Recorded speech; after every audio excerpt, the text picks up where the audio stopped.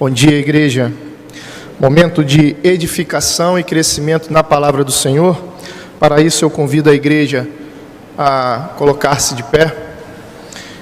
Iremos realizar a leitura bíblica no texto em 1 Tessalonicenses, capítulo 2, dos versículos de 13 a 20. 1 Tessalonicenses, capítulo 2, versículos de 13 a 20, nós leremos de forma alternada, e o último versículo, versículo de número 20, leremos todos juntos.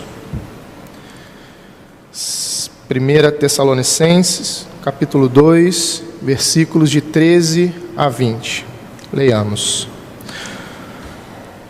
Outra razão ainda temos nós para incessantemente dar graças a Deus, é que, tendo vós recebido a palavra de que nós ouvistes, é que Deus acolhestes, não como palavra de homens, e sim como em verdade é a palavra de Deus, a qual, com efeito, está operando eficazmente em vós os que credes.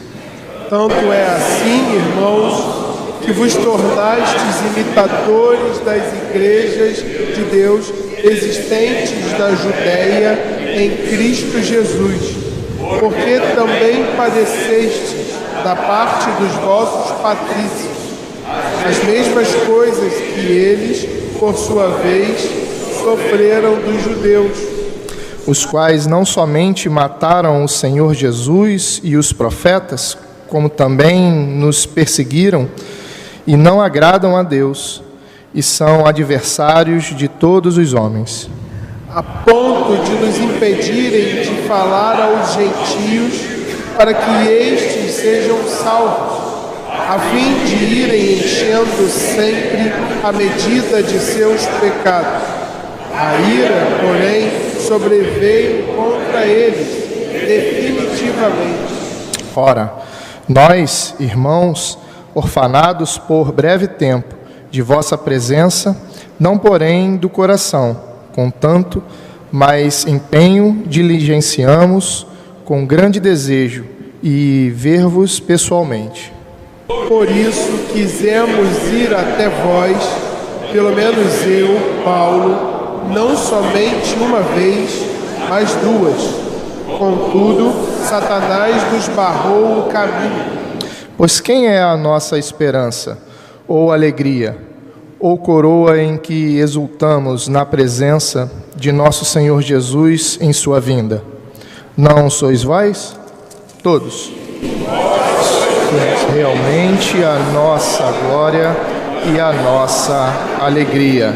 A igreja pode se assentar. Aleluia! Nosso Deus vive eternamente. Quero saudar vocês com a paz e a graça do nosso Senhor, Salvador Jesus Cristo e do nosso Deus, o Pai. Hoje nós damos prosseguimento à série Vigilância.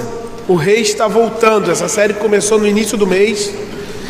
Nós vamos abordar a carta de Paulo aos Tessalonicenses. E se você não esteve aqui, não acompanhou as últimas pregações sobre o capítulo 1, o início do capítulo 2, eu quero convidar você, incentivar você a fazer isso no nosso canal do YouTube. Certamente você será edificada ao acompanhar versículo por versículo como nós temos pregado essa carta. O texto de hoje, portanto, continua aquilo que nós vimos na semana passada. Paulo, no segundo capítulo dessa carta, começa a combater uma ideia falsa que estava sendo propagada na igreja de Tessalônica. Qual era essa ideia falsa?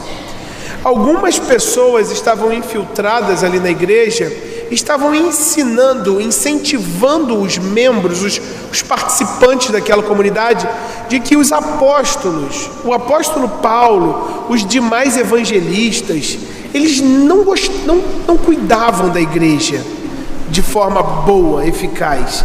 Eles não se importavam muito com aquela igreja. Por que eles ensinavam ou incentivavam esse tipo de pensamento? com base no sentido de que o apóstolo Paulo agora estava longe da igreja. Então eles ensinavam: olha, esse homem que tem ensinado a vocês o evangelho, ele não liga para vocês de verdade, ele está longe, ele nem se importa com vocês. E Paulo vai combater justamente essa ideia desse falso abandono, e ele vai defender o seu ministério. E nós vimos semana passada que ele fala o seguinte: irmãos, vocês sabem quem eu sou, vocês sabem que eu não uso linguagem de bajulação, no sentido de, vocês sabem que aquilo que sai da minha boca é verdade, e se eu os amo, eu os amo. Eu não preciso usar mecanismos mentirosos para atrair vocês com as minhas palavras, elas são sinceras. E sendo as palavras de Paulo sinceras, ele entra no versículo 13, que é o primeiro versículo do texto de hoje. Ele entra nesse versículo e ele retoma algo que ele começa desde o capítulo 1. E no capítulo 1 ele fala o seguinte: eu sou grato a Deus pela vida de vocês, irmãos tessalonicenses. Por que Paulo era grato à igreja de Tessalônica? E diz Paulo lá no primeiro capítulo, você não precisa ver aí na sua Bíblia, eu explico para vocês de forma rápida, depois você vê no nosso canal, na internet, a pregação. Por que Paulo era grato especificamente para aquela igreja? Porque a fé deles no evangelho, ela estava sendo operosa, era uma igreja relevante, e não somente a sua cidade, mas toda uma região estava impactado, porque aquela igreja estava vivendo de modo fiel ao evangelho. E aí Paulo diz, Paulo como aquele que cuida e se importa espiritualmente com a vida daquela igreja, dos membros daquela igreja, dos pertencentes àquela comunidade, Paulo diz: eu sou grato a Deus, porque eu tenho visto a fé de vocês sendo operosa, e vocês têm feito diferença. Então ele retoma essa ideia de ser grato a Deus pelos Tessalonicenses no capítulo 2, versículo 13. E olha, se você fechou a sua Bíblia, eu quero convidar você para que você abra novamente, porque ele começa exatamente o seguinte: ora, eu ainda tenho um outro motivo pelo qual eu dou graças a Deus pela vida de vocês. E esse outro motivo é que Paulo está dizendo: quando eu preguei a palavra para vocês, e essa palavra é a palavra de Deus, vocês receberam essa palavra como palavra de Deus e não como palavra de homens. O que Paulo está dizendo é: vocês não negociaram essa palavra, vocês entenderam, vocês se submeteram a essa palavra, não porque é minha, mas porque vem de Deus, e ela de fato vem de Deus. E como consequência disso, o que Paulo diz no final do versículo 13 é: por isso ela está operando eficazmente na vida de vocês. É interessante que o que Paulo usa para argumentar que aquela igreja estava recebendo a palavra como palavra de Deus é que no capítulo 14 ele diz o seguinte: tanto vocês receberam essa palavra como de Deus, que ela tem provocado coisas eficazes, operação eficaz na vida de vocês, tanto é que vocês têm procedido bem em meio às perseguições. Aquela igreja se tornou semelhante a outras igrejas mais antigas em como proceder diante do sofrimento. Ele diz o seguinte: vocês têm padecido nas mãos dos patrícios, vocês têm padecido nas mãos dos gentios, bem como outras igrejas sofreram nas mãos dos judeus. E Paulo sabia o que significava sofrer na mão de judeu, porque Paulo, em algum momento anterior de sua vida, antes de ser convertido por Jesus Cristo, Paulo era quem causava sofrimento àquelas igrejas, sendo Paulo um judeu. Então Paulo está dizendo o seguinte: vocês têm se mantido fiéis, não por causa de ataque dos judeus, mas por causa de ataque dos gentios. Da mesma forma como eu já testemunhei que as igrejas da Judéia, elas continuam firmes mesmo diante dos ataques, no caso dos judeus. Mas mesmo assim, mas ainda assim, Paulo aprofunda o seu argumento dizendo: vocês não somente são iguais àquelas igrejas, vocês têm procedido de igual forma a Jesus Cristo, que também sofreu nas mãos dos judeus, os profetas que também sofreram nas mãos dos ímpios. e a mim mesmo, a nós mesmos que escrevemos para vocês, que também sofremos nas mãos deles. Interessante que quando ele diz no versículo 16, ele vai falando sobre o sofrimento, e no versículo 16 ele fala o seguinte: aqueles que perseguem a igreja do Senhor, eles não agradam a Deus, eles são adversários de Deus, e eles são adversários de Deus a ponto de impedir que a pregação do Evangelho chegue para aqueles que não conhecem a Deus. Paulo deixa claro que os que perseguem a igreja de Deus estão de lado opostos a esse Deus. Eles não querem ver a obra se desenvolver. E como consequência disso, versículo 16, eles receberão de Deus definitivamente a ira. Eles não passarão impunes.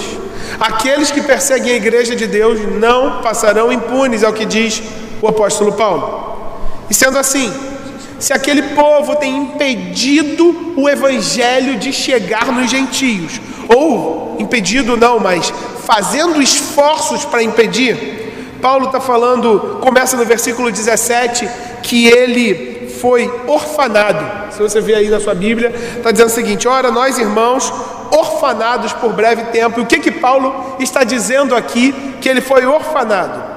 Ele de fato considerava-se, diante dessa situação, que ele havia ficado órfão. Por quê? Essa palavra orfanado significa ele foi abruptamente retirado do meio daquela igreja. Então ele está dizendo o seguinte: nós padecemos nas mãos desses homens, tanto de forma que nós fomos retirados abruptamente do meio de vocês.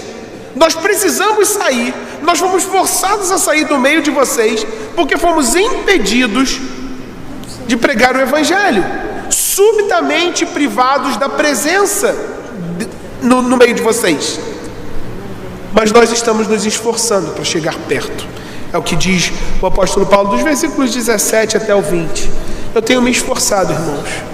Eu tenho me esforçado para estar com vocês.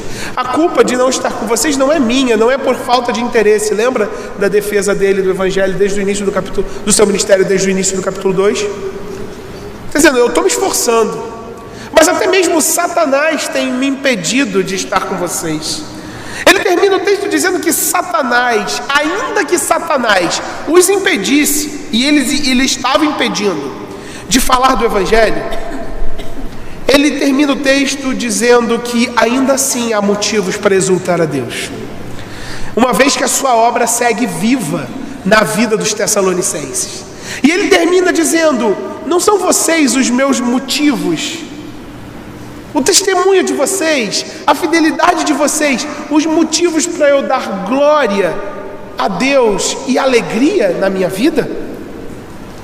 Paulo termina o seu versículo, o seu texto dizendo: vocês, em meio a essa dor, em meio a essa perseguição, em meio ao sofrimento que eu mesmo estou passando, de ser privado da presença de vocês, eu dou graças a Deus, porque o Evangelho ele não pode ser enclausurado, ele continua vivo na vida de vocês.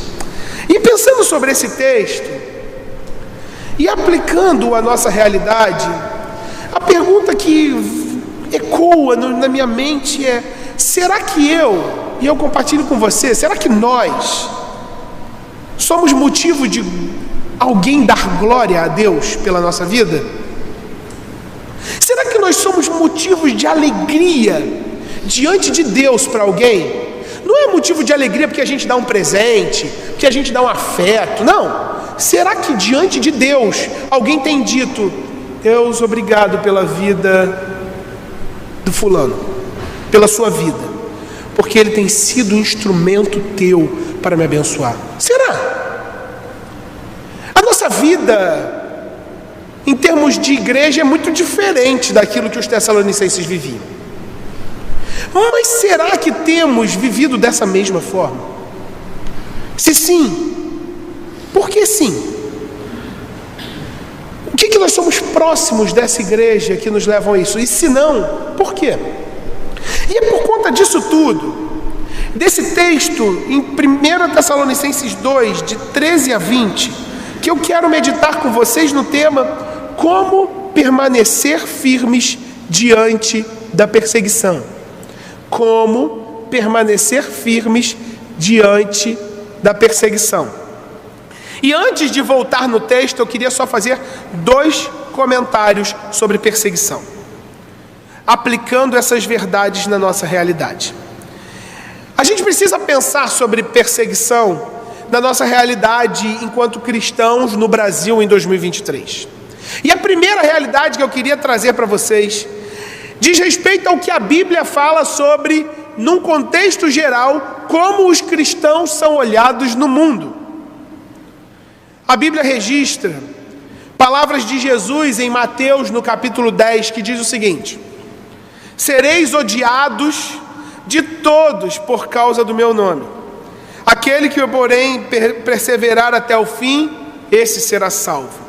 Quando, porém, vos perseguirem numa cidade, fugi para outra.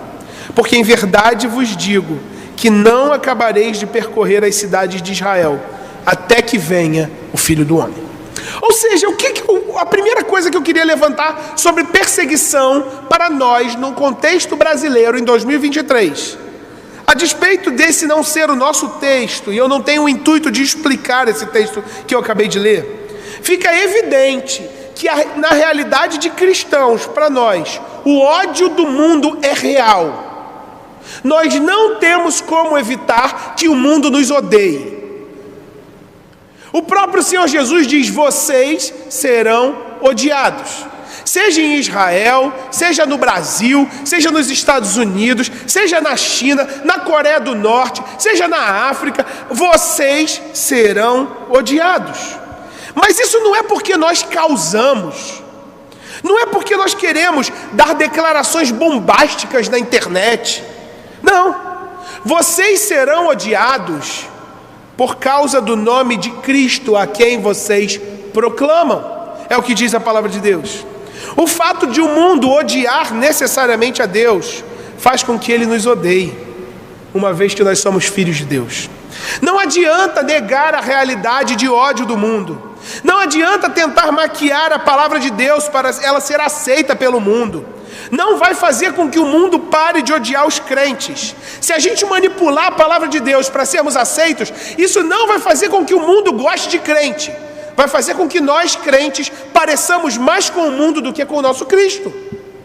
Não adianta tentar que o mundo nos aceite as verdades de Deus, ele não vai aceitar. A realidade do ódio do mundo, da perseguição, do sofrimento é real para o cristão. Queira você ou não. Goste você ou não. Ter igreja, ter pregador aplaudido pelo mundo, aplaudido pelas mídias anticristãs como portador do verdadeiro evangelho, não é elogio não, é vergonha. É vergonha. Porque diz a palavra de Deus que o evangelho é loucura para o mundo. Enquanto o mundo exaltar alguma igreja dizendo: esta sim é uma igreja boa, que fala sobre o amor, que fala sobre reconhecermos o valor da liberdade do um do outro, essa sim é uma igreja boa, isso é uma vergonha para o evangelho. Nós não podemos buscar o amor e a aceitação do mundo, porque a palavra de Deus nos diz que o mundo sempre nos odiará. Mas em segundo lugar, essa perseguição não é necessariamente física.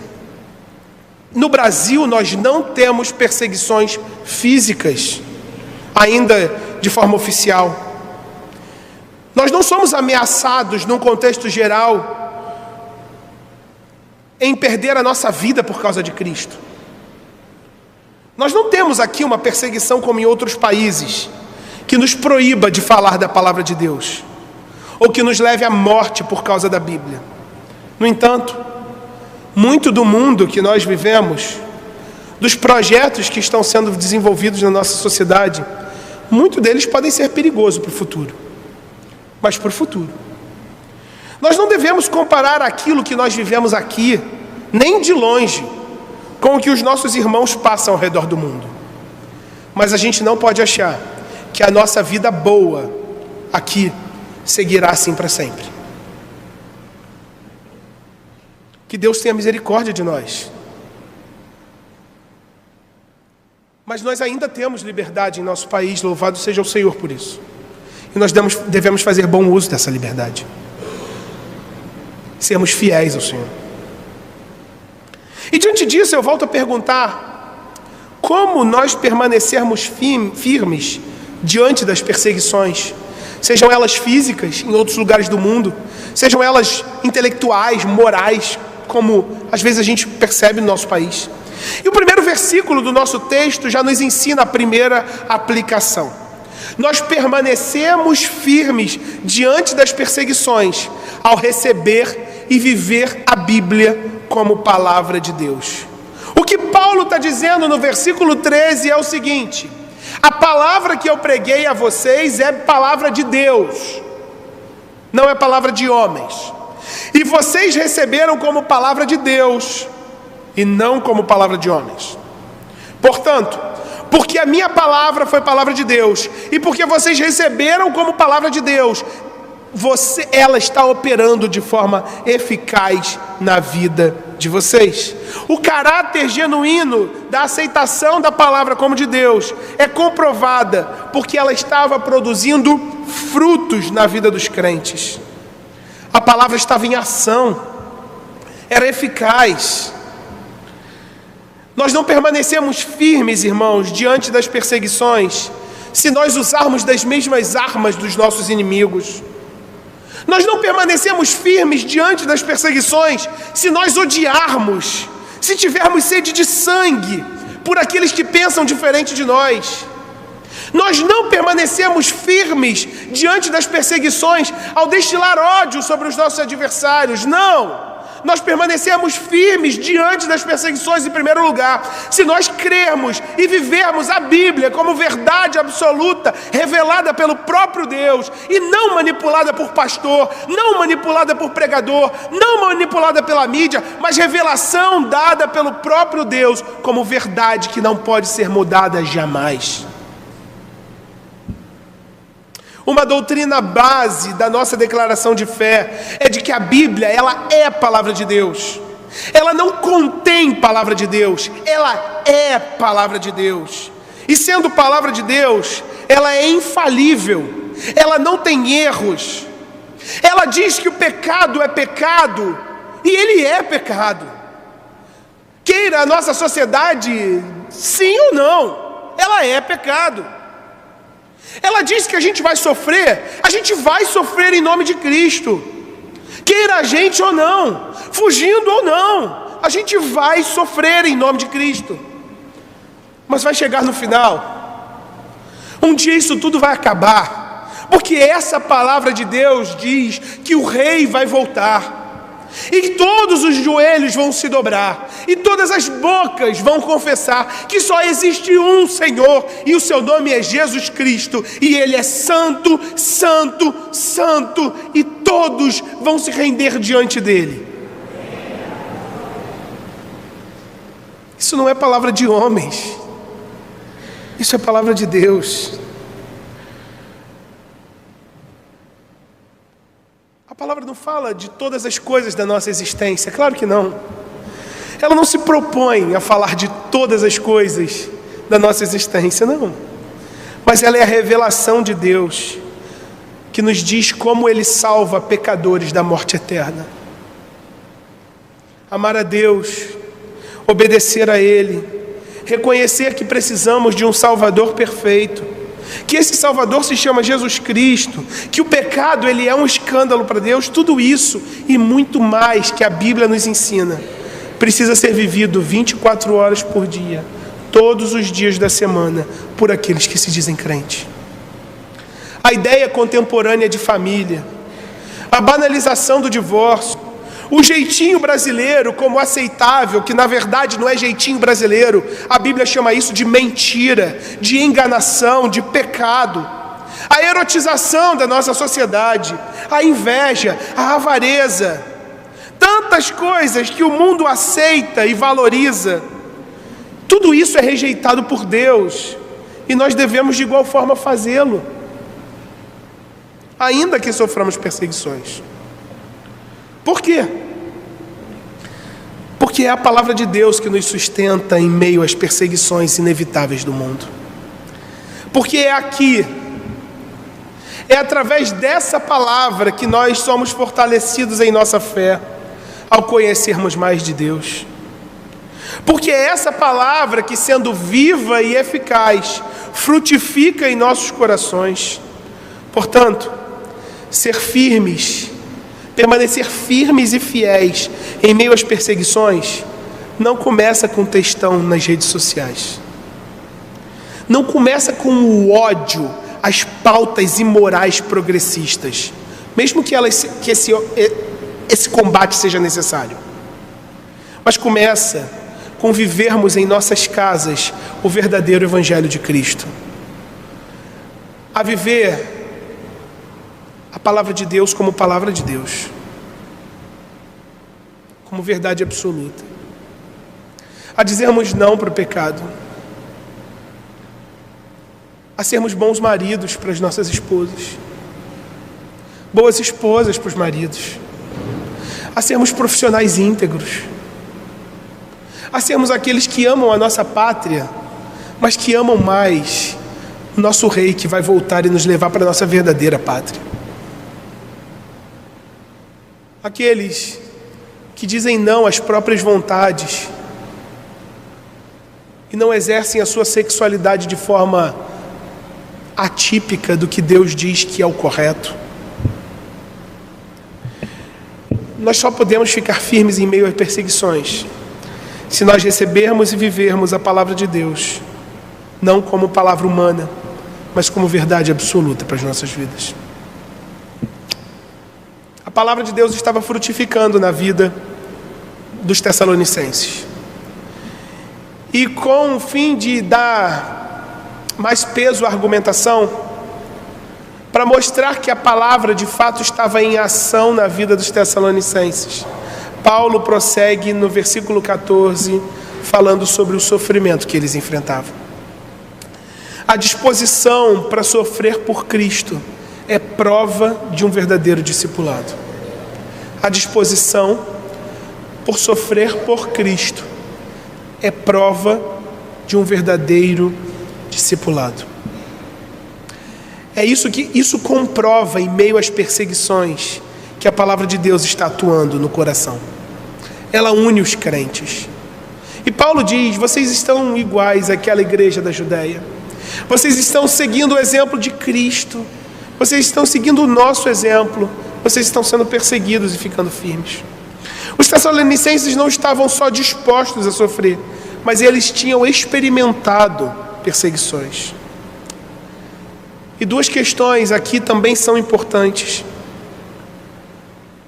Quer a perseguição venha dos judeus, no caso aqui desse texto, quer ele venha dos gentios, no caso desse texto, quer ela venha da nossa sociedade atual, quer a perseguição contra a igreja de Cristo venha em qualquer direção, de qualquer origem, ela tem uma fonte: a guerra do diabo contra Cristo, a semente da mulher. A disposição para sofrer de forma semelhante a Cristo é honra para aqueles que experimentam. É como se Paulo e os seus companheiros, eles estivessem dizendo à igreja dos Tessalonicenses: a igreja de Jerusalém, ela é considerada como um exemplo pelas demais, e vocês estão seguindo esse exemplo. Isso nos leva a uma segunda aplicação. Para nós permanecermos firmes em meio às perseguições, nós devemos, em segundo lugar, considerar o sofrer por Cristo um privilégio. Considerar o sofrer por Cristo um privilégio.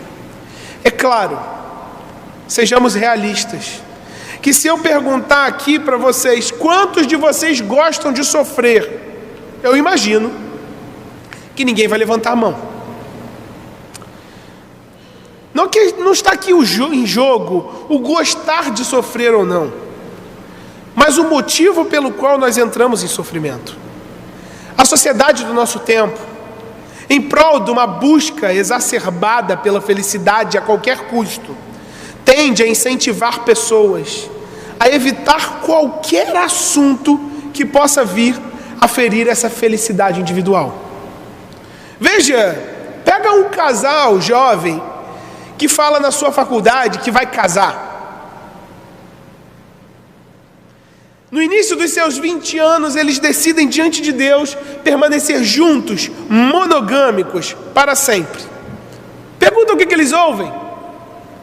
E se lá na frente você quiser outra coisa? E se você enjoar dessa pessoa? E se você quiser experimentar outras coisas? E se ele te abandonar? E se ela te abandonar? Vale a pena? Vale a pena arriscar a sua felicidade em prol de algo que te prende? Vale a pena? Não seria sofrimento demais? Consequência? A nossa sociedade não valoriza o casamento. Vale a pena ter uma criança que vai ficar chorando, perdendo, tirando as horas de sono sua à noite? Vale a pena esse sofrimento? Consequência disso? É melhor ser pai de planta e de cachorro.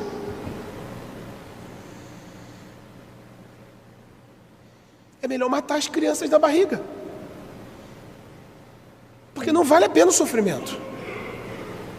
É o que diz a nossa sociedade, é o que pensa a nossa sociedade.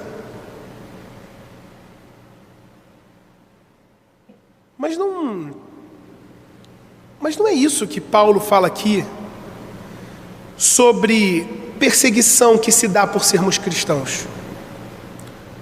O que Paulo está dizendo aqui é que o mundo necessariamente vai nos levar num ponto de querer que neguemos a Cristo.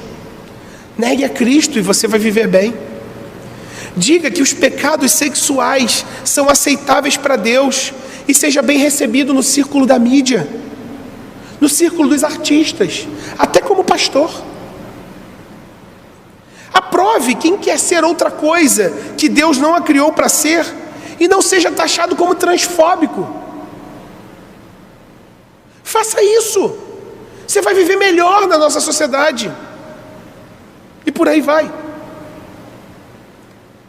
É sobre esse tipo de perseguição e dor que Paulo está dizendo aqui. Não é uma coisa a partir de nós, da nossa arrogância, da nossa petulância, da nossa ignorância, nós sermos odiados com razão pelo mundo. A igreja pisa na bola, sim, e dá motivos muitas vezes de sermos odiados por outras coisas que não pelo nome de Cristo. Mas uma outra coisa é simplesmente sermos odiados por crer e viver nas palavras de Cristo. É para essa segunda opção que nós devemos realinhar as nossas expectativas acerca do sofrimento e reconhecer que o sofrer por Cristo é um privilégio. Não é isso que o próprio Jesus diz em Mateus 5? Bem-aventurados vocês serão quando por minha causa vos injuriarem e vos perseguirem e mentindo disserem todo mal contra vós. Regozijai-vos, alegrem-se, exultai, porque é grande o vosso galardão nos céus, porque assim perseguiram os profetas que vieram antes de vós. Isso nos leva a entender que nós não precisamos ser escavadores de perseguição. Você não precisa ser um caça-problema. Você não precisa querer causar nas redes sociais. Você não precisa querer causar numa roda de amigo sempre que um assunto anticristão estiver em pauta. Você deve opinar, obviamente, à luz da Bíblia, mas tenha sabedoria. Busque a sabedoria para saber como e onde você deve se posicionar. Mas lembre-se, diante da perseguição do mundo contra o povo de Deus, o sofrer por Cristo é um privilégio. E considerar isso nos leva a permanecermos firmes diante da perseguição que há e que porventura aqui virá. Mas no final do seu capítulo 2, Paulo fala sobre a intenção dele de voltar aos Tessalonicenses. Mas ele estava sendo impedido. Ele estava sendo impedido por aqueles que eram os adversários da igreja, que não queriam que o evangelho fosse pregado, e ele estava sendo impedido pelo próprio Satanás.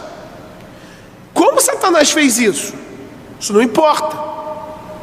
O que importa aqui é que Satanás ele exerce influência nas atividades dos homens. Essencialmente, quando os homens se esforçam para promover os interesses do reino de Deus. O que está em pauta aqui é que não somente homens se levantam com pautas humanas, mas o próprio Satanás mexe, exerce influência no mundo para que os cristãos sejam afastados de cumprirem os seus objetivos. Contudo, Paulo termina exultando a Deus, porque Deus reina sempre de forma suprema, soberanamente, transformando o mal em bem. Lembra da história de Jó? Lembra quando Satanás tem que se submeter a Deus para tocar em Jó, e Deus fala, você pode, e aí Satanás vai? Lembra-se quando Deus fala, acabou esse sofrimento, e Deus restaura a vida de Jó, lembra? Quando o diabo tenta desfazer o caminho, estabelecendo mentira, bloqueando, o plano de Deus jamais é frustrado. Satanás pode nos interromper, pode nos impedir de realizar o que por um momento nós queremos, o que por um momento pode parecer o melhor, mas os caminhos de Deus são sempre maiores e melhores do que os nossos, e eles não podem ser frustrados. Isso nos leva a permanecer firmes diante das perseguições. Em terceiro lugar, não esqueça de que Deus é soberano diante das obras satânicas. Não esqueça de que Deus é soberano diante das obras satânicas. A palavra de Deus nos ensina que nada acontece no mundo sem que Deus não autorize, sem que Deus não tenha controle. Nada, nem mesmo os ataques de Satanás. Se nós, porventura, viermos a ter a nossa própria vida em risco por causa do nome de Cristo, nós devemos saber que o nosso Deus tem um propósito de bem para as nossas vidas para isso. Ainda se um dia entrarem autoridades dizendo, neguem-se a Cristo e vivam, e nós fomos mortos por causa de Cristo, o nosso Deus tem um bem preparado para nós por causa disso. Não é isso que a palavra de Deus diz quando afirma que todas as coisas cooperam para o bem daqueles que amam a Deus? Você que está perdendo saúde emocional por conta das coisas do nosso mundo, por conta das pautas anticristãs que estão sendo levantadas no nosso país, olhe para Cristo. Perceba que em meio às votações em nosso país, há um rei soberano que nunca saiu do trono. Perceba que em meio às marchas de orgulho homossexual em nosso mundo, que ofendem a santidade de Deus, Deus segue inabalável diante da sua soberania. Mas como é difícil viver assim, não é? Como esse mundo é mau. Permanecer firmes diante das perseguições só faz sentido quando nós deixamos de olhar para o nosso sofrimento e a nossa perseguição e olharmos para Jesus Cristo. Ele falou que nós seríamos perseguidos. Ele falou sobre nós ficarmos firmes. Mas a sua vida traz o exemplo do que fazer em um mundo mau. Diz a palavra de Deus que Jesus é o Filho de Deus, que desce dos céus para morrer no lugar de todos os pecadores que estão afastados de Deus. Lembre-se de que Jesus, sendo santo, de que nunca tendo cometido nenhum delito, recebe ódio e perseguição. Ele é condenado à morte mais humilhante de sua época. Tudo isso em amor por aqueles que são seus filhos. Em meio à perseguição, Jesus não negociou a palavra de Deus. Ele rebateu o próprio Satanás com a palavra. Ele sofreu a morte. Ele chegou ao ponto de dizer: Pai, por que o Senhor me abandonou? Ele foi afastado de seu Pai, do próprio Deus, para que nós não precisássemos passar por isso. E ele diz: todos aqueles que morrerem comigo viverão também comigo. E ele entrega a sua vida diante de Deus e ele diz: Deus, Pai, seja feita a sua vontade. Ele reconhece que mesmo diante da cruz iminente, existe um Deus que é soberano e que sua vontade nunca é frustrada. O que isso tem a ver comigo e com você? Se nós formos fiéis a Deus, nós sofreremos perseguição, como nosso Salvador enfrentou. No entanto, para permanecermos firmes, fiéis a Deus em meio a elas, nós devemos, em primeiro lugar, receber e viver a Bíblia como palavra de Deus, não negociá-la, não viver em pecado como se fosse normal. Considerar o sofrer por Cristo um privilégio. E não esquecer de que Deus é soberano diante das obras satânicas. Que Deus nos abençoe e que nos mantenha firmes diante das perseguições que virão.